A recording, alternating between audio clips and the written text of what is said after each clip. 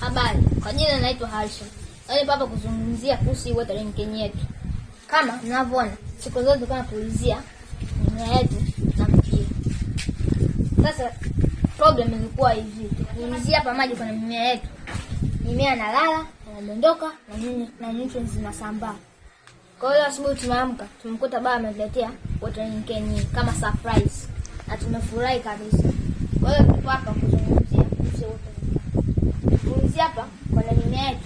Watering can inatoa maji kama mvua inatiririka kabisa. Kwa hiyo solution, tumepata solution. Tumalizia hapa.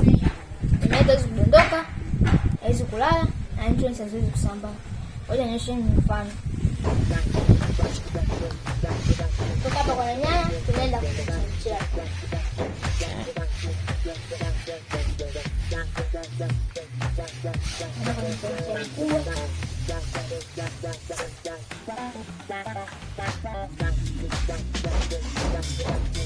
Nenda kwenye mmea wa babueli.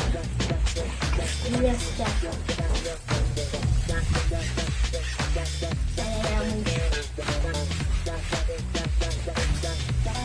Namshukuru baba sana kwa kama ameniletea hii watering can na sprinkler kule. Asante. Na imani utajifunza zaidi.